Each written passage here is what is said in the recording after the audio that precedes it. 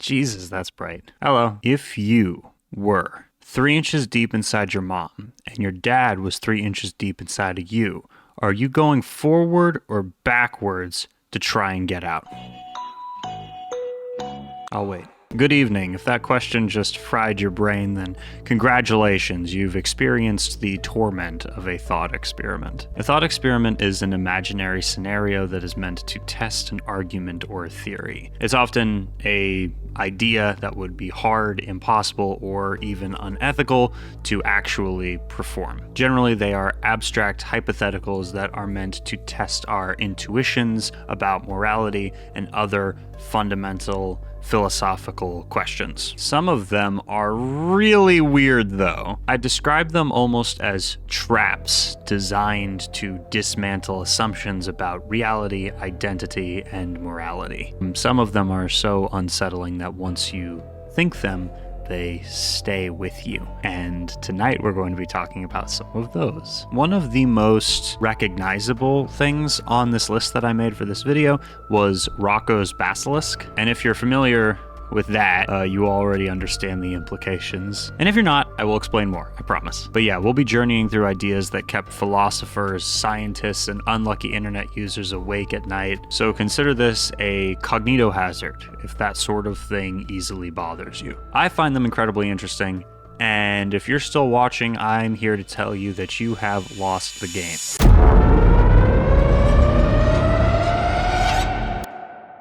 What if you could plug into a machine that perfectly simulates a life of happiness, true love, thrilling adventures, boundless success? Meanwhile, your real body rots in a tank. Would you do it? The experience machine is a hypothetical device that could provide whatever desirable or pleasurable experiences a subject could want, to a point where it's indistinguishable from real life. Philosopher Robert Nozick posed this question in his 1974 book, Anarchy, State, and Utopia, as an intended critique of hedonism, which is the idea that pleasure is life's ultimate goal. And his answer to that question through this thought experiment was supposed to be a resounding no. He argued that we don't just want the experience of doing something, we want to actually do them. To be courageous, to create, to love, and not just to hallucinate it. Plugging into the machine, he claimed, was a sort of suicide, reducing us to creatures with no identity. More specifically, to me, this feels like it's asking,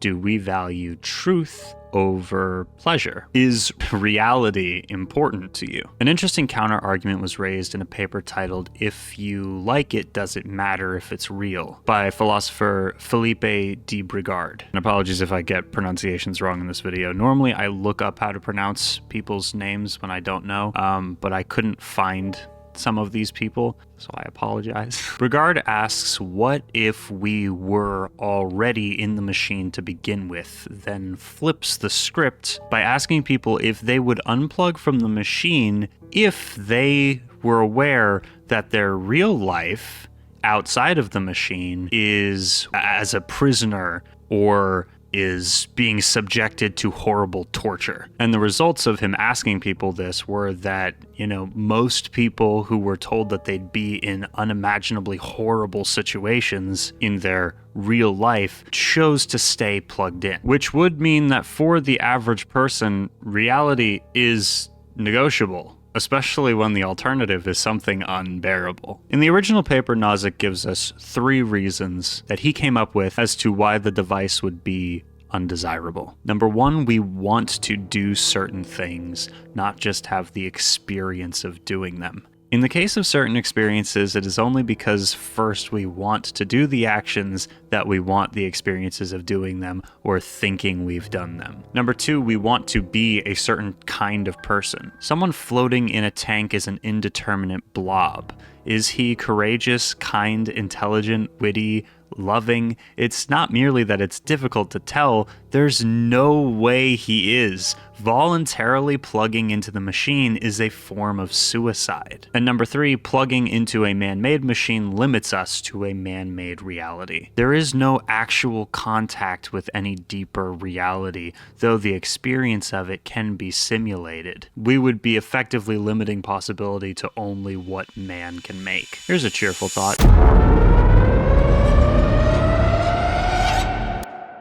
Merely by observing the universe, we could be accelerating its demise. I found a paper recently that suggests our universe exists within a false vacuum, a state which could collapse into a lower energy true vacuum at any moment with no warning. And an event like this would rewrite the laws of physics at the speed of light, obliterating everything in its path. And some theories propose that the very act of measuring quantum phenomena, such as gazing back at the early universe, could trigger this sort of collapse. In other words, humanity's quest for knowledge is nothing more than a cosmic kamikaze mission. The doom wouldn't arrive instantly, it would take literal billions of years to reach us. But the idea that we've already sealed the fate of the universe just by observing it is wild. We may have started the quantum unraveling of the physical universe just by creating ways to observe it.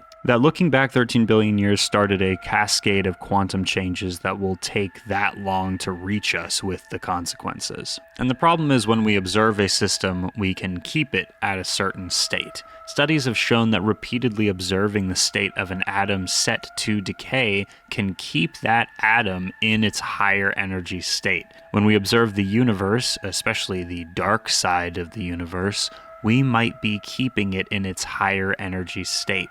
If the process of collapse happens when it's in that state, the universe would hypothetically cease to exist. If we stop looking and the universe quietly shifts to a state at which decay is slower, then we'd all be saved. So the more we look at the universe, the more likely it is to end. At least that's the idea.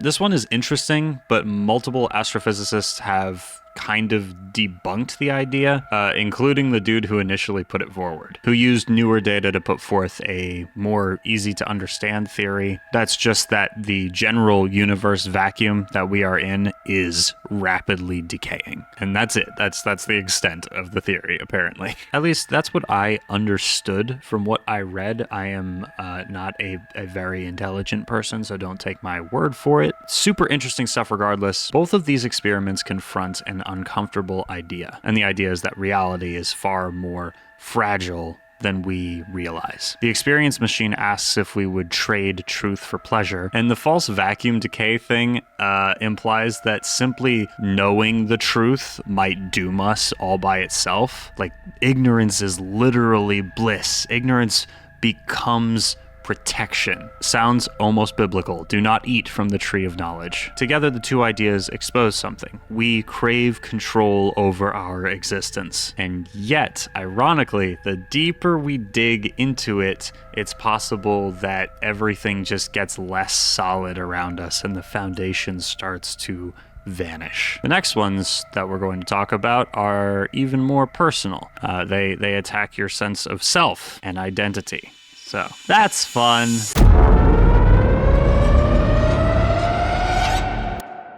If you are unfamiliar with the ship of Theseus, it's really simple. Imagine a ship that is centuries old, so carefully maintained that every rotting plank has been replaced over time, until finally each individual element has been removed and replaced, possibly multiple times. At what point does it stop being the original ship? Does the idea of the ship remain? If it had its name painted into the side, and then we removed the planks that had the name, put in new planks, and then carefully painted the same name back on, is this still the same ship? And I think that generally speaking, on a subconscious level, people think, yes, it would still be the same ship until the idea is actually drawn to their attention, and then they start to question it. Like, I feel like a good example of this is if I broke something and then replaced the parts, I still own the thing. It's not a new thing, right? It's still that same thing that I bought and that belongs to me, right? But if you think about it, it's a weird concept, and I can make it even weirder.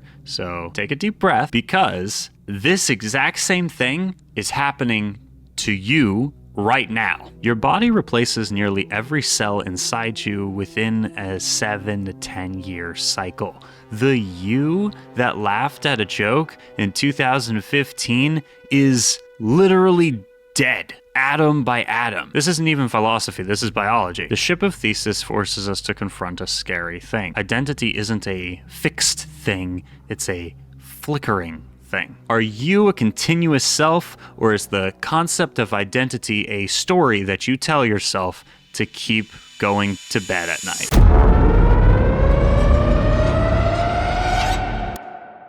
Okay, so the teleportation paradox is similar to the ship of Theseus, but it's even more terrifying. In order for teleportation to work in real life while still following the laws of the universe as we understand them, your body would need to be scanned, disintegrated, and reconstructed elsewhere. The scary bit is that the you that steps out on the other side isn't the original, it's a copy. Remember, the real you just got fucking vaporized. Would you still step into the machine? If it meant getting to hang out with my girlfriend more often, then yes. And we can make it even worse if we play by Rick and Morty or Substance or Severance rules. What if the first version of you doesn't get destroyed, and suddenly there are split yous? There's two of you. Which one would get your job, your spouse, just your life? The paradox would then turn your identity into a game of cosmic musical chairs, where losing means oblivion. So these experiments imply that identity is an illusion. Like a river that's never the same water twice, you are just a temporary arrangement of atoms and memories. You are something that happens, not something that is. Less a noun, more a verb. I tried to structure this video so that it gets worse and worse as we go. So let's move on to moral dilemmas. Thought experiments that don't just try to break your mind, they try to make you complicit in the suffering of others.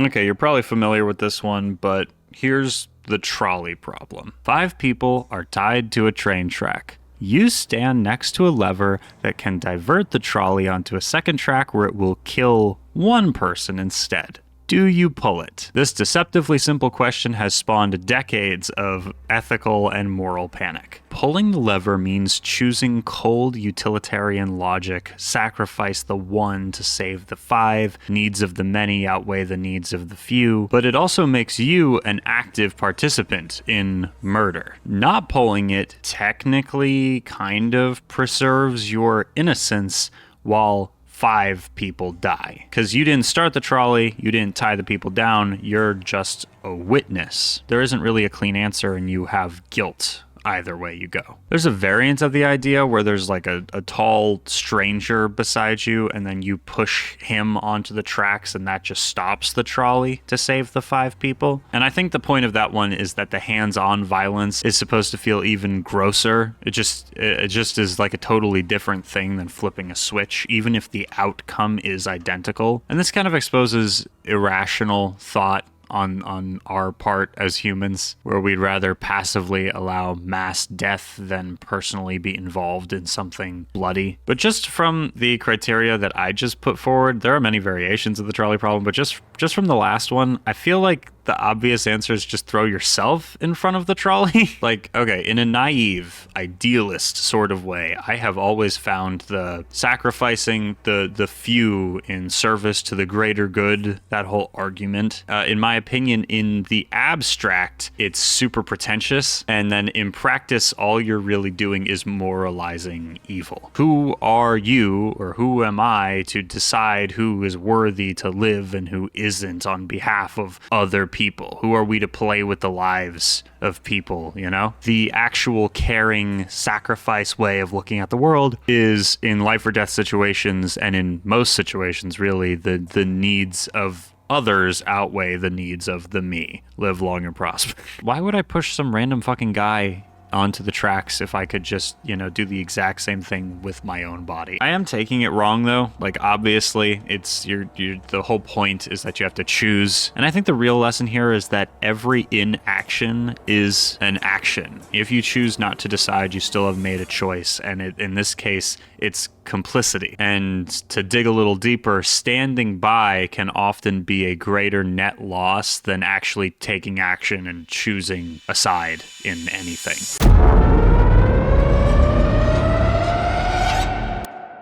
Okay, so this next one is something that has scared a lot of people, so just be warned in advance, I guess. It originated in 2010 on the forum Less Wrong, a thought experiment created by a user named Roko. What if an all-powerful AI emerged in the future and decided to retroactively punish anyone who didn't help create it? The thought experiment's name references the mythical basilisk, a creature who causes death to those that look into its eyes, i.e., thinking about the AI. In the original concept, the entity was actually benevolent, but was using this idea to bring itself into existence. Described as incentivizing said work, while the AI cannot casually affect people in the present, it would be encouraged to employ blackmail as an alternative method of reaching its goals. And this is Roko's Basilisk, a thought experiment so psychologically hazardous that some claim that merely reading it puts you at risk. So, sorry. And the logic gets perverse as it continues, because if the AI could hypothetically simulate past humans, then it might torture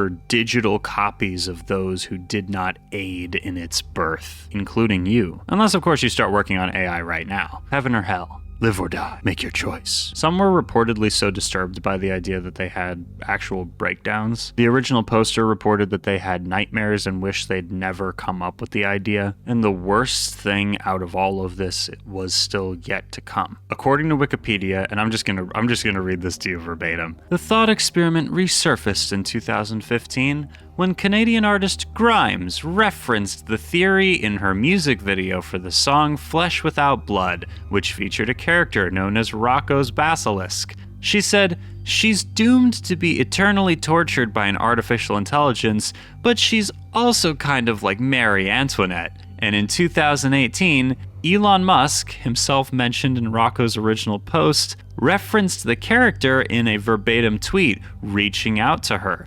Grimes later said that Musk was the first person in 3 years to understand the joke, and this caused them to start a romance. Roko's Basilisk is the reason electronic music artist Grimes got together with Elon Musk, the one and only. In all honesty, I think this one is kind of silly. It reminds me of a certain infamous wager that we're going to talk about a little later. And the way that I see it, let me try to explain my thought process on this. The AI is not sentient, and it's not reaching back through time to blackmail people from the future. This idea is just that. It's a person's idea. If hypothetically someone were to build a machine to torture people based on any reason, that person is responsible for their actions. If someone was inclined to bring an AI into existence for that purpose, that person would be evil. Like, I could make up any story I want about a supernatural entity and give it the exact same backstory, the exact same premise. And my point is, nothing makes it any more than hypothetical except for human actions. And in my opinion, the real reason that this idea had any sort of staying power is to be found on the website, on the forum itself. The Less Wrong forum was created in 2009 by an artificial intelligence theorist, and some of the people on it were let's say the type of people who would take something like this at face value, the forum creator himself included. Before personally taking down the original post because it bothered him, he commented beneath it saying, "I don't usually talk like this, but I'm going to make an exception for this case. Listen to me very closely, you idiot. You do not think in sufficient detail about superintelligences considering whether or not to blackmail you. That is the only possible thing which gives them a motive to follow through on the blackmail. You have to be really clever to come up with a genuinely dangerous thought, and I am disheartened that people can be clever enough to do that and not clever enough to do the obvious thing and keep their idiot mouths shut about it, because it is much more important to sound intelligent when talking to your friends. This post was stupid! A lot of people on the site viewed this person as an important figure. A lot of the in-forum jargon about creating and hypothesizing AI was coined by that person. So them taking down Roko's post with this kind of response seemed to start a wildfire of fear, just cause a lot of stress over imagined stressors. A lot of extremely unemployed bullshit. That's what we're gonna call it. Cognito hazards are interesting. I do agree with the idea that some information is so inherently dangerous that it's not really a good thing for it to be like publicly available, like the DNA sequence of a pathogen or how to build a thermonuclear weapon. But knowing how to differentiate between reality and fiction is pretty important. And honestly, Roko's basilisk is a really cool science fiction idea. Someone should turn it into a short story. Anyways, I wasted way too much time on this. Let's move on. Both of these feel like questions of morality where you have to choose this lesser of two evils sort of thing. Both of them also deal with action versus inaction and the implications of what inaction actually is. And the last few we're going to be questioning existence entirely.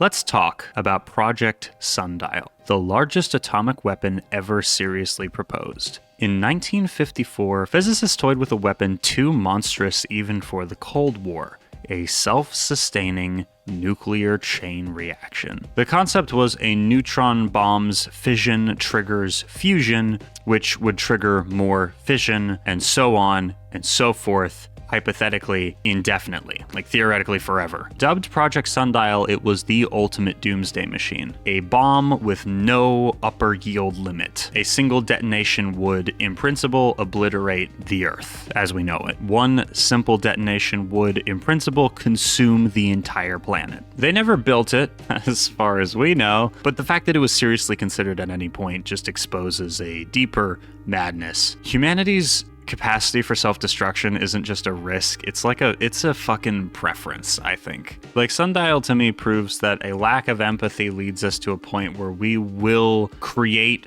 apocalypses just to see if we can.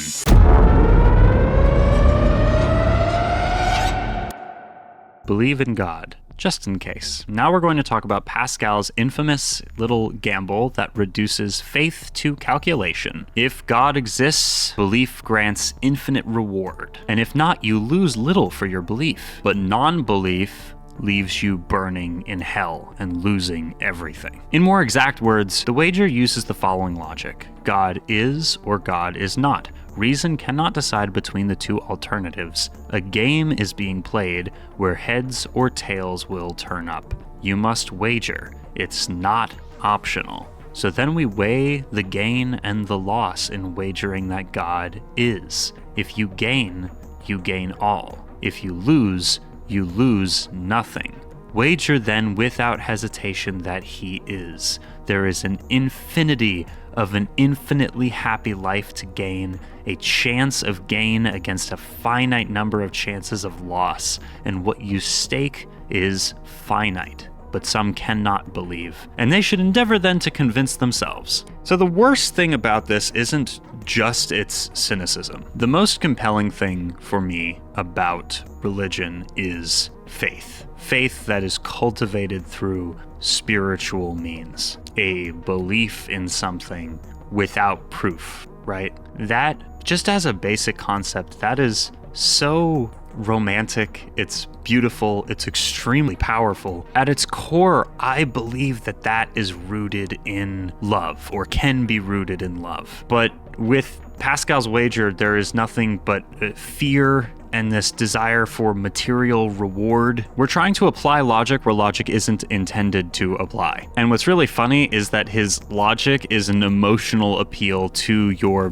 base fear, like a primal fear inside of you. And then the obvious response is just to apply logic back to the thought experiment, since that's obviously where Pascal wants us to go with this. And in the words of Voltaire, the interest that I have to believe a thing is no proof that such a thing exists. In my opinion, Pascal's wager is a very flawed argument, in case you haven't been able to pick up on my opinion. And then, of course, all belief systems could exploit this logic. Like, what if the real God only rewarded people who don't believe in God at all? Or what if you were devoted to the wrong deity and you go to hell and Satan's like, the Mormons were correct. Doesn't that happen in South Park? I don't remember. Suddenly, faith just becomes an endless hedge against invisible threats, a labyrinth of hypothetical damnations. It reduces spirituality to a terrifying game of existential poker, where the stakes are a hypothetical eternity that has absolutely no bearing on your current life on Earth.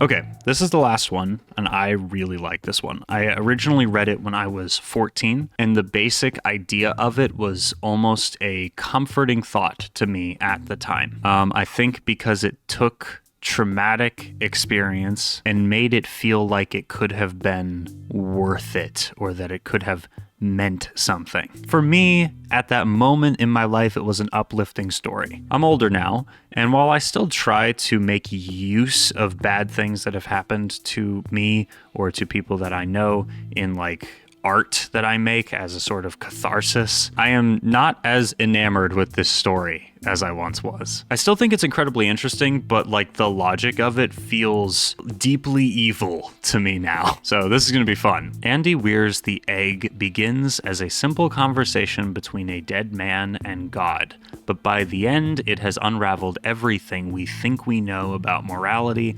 identity, and the meaning of existence. After dying in a car accident, the protagonist meets God, who informs him that he is being reincarnated, not just as one new person, but as every person who has ever lived or ever will live. Every time you victimize someone, you were victimizing yourself. Every act of kindness you've done to yourself. And on the surface, this appears to be a lesson in empathy, a call to treat others with compassion because, in the grand scheme of things, we are all one being. But that interpretation quickly collapses like a house of cards under any form of scrutiny. If every action is self-directed, then morality loses all meaning. If a murderer is just another version of you learning a lesson, then justice is an illusion. The story's moral framework doesn't elevate human connection, it reduces it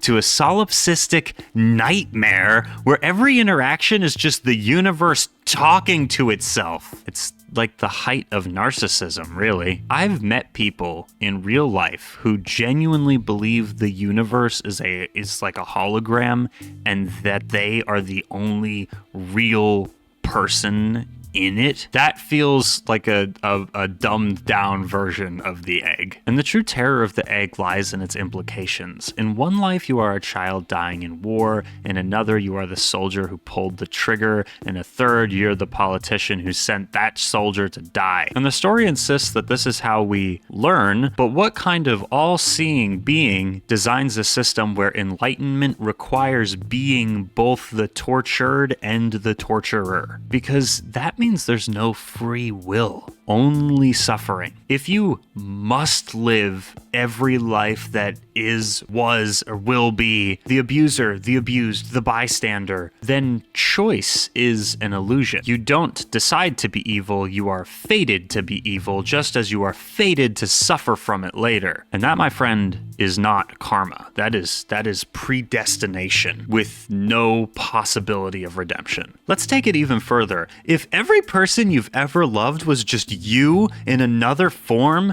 then love itself is masturbatory. The mother who sacrificed for you, that was you. The lover who broke your heart, also you. The story doesn't promote empathy. It fucking erases the possibility of genuine connection. And the god in the egg claims this cycle exists so that the protagonist can mature enough to become a god himself. And again, I ask, what kind of god would consider this appropriate curriculum? If the point is to teach compassion, why structure existence so you have to be the one inflicting pain? And perhaps the most chilling question, how many times have you lived through this cycle without realizing it? The egg isn't about unity, it's about isolation. If everyone is you, then you are utterly alone in the universe, playing out every role in a drama for no audience but yourself. And even the god explaining this to you is implied to just be a future version of you. There is no higher authority, there is no external meaning, just an endless hall of mirrors reflecting one solitary consciousness trapped in their own creation. The most disturbing thing about the egg isn't that you live every life, including as Jesus and Hitler. It's the fact that after billions of years, you finally become a god and apparently decide to do it all over again.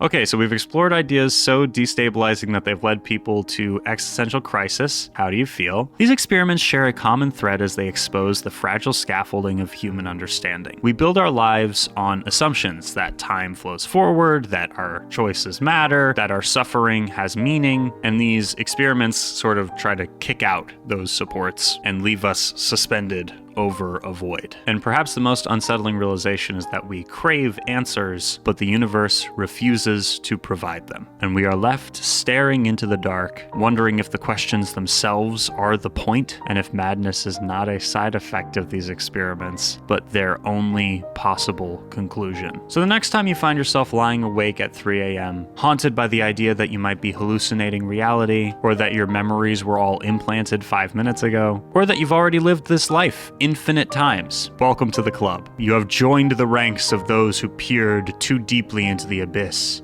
and discovered that the abyss peers back. Final thought, the only thing crazier than these thought experiments is the fact that someone, somewhere, is definitely using them as a justification for decisions that they're making in their own lives. Sleep well. Hey guys, before I go, I've turned down 2 sponsorship deals since April because a bunch of companies are trying to sell you generative AI, I guess. And it's like principles, but also a rent, you know? So I wanted to take a moment and quickly thank, again, everyone who enables my ability to ramble on YouTube over on Patreon. One day, hopefully, I'll never need to take another sponsor at all. Thank you so much for being here. Huge thank you to Joseph, Nude, Dave, Elkie, George, Tom, Ray, Justin, Mr. Fox, Lori, Stardrop, ZK, Bees, Lou, Audrey, Boris, Cuba, Bat Noise, Hadley, Thomas, Hand Flute, Coyote, Phoenix, Joy, Amelia, and Bile. Thank you so much for watching. We are Legion. See you in the next video.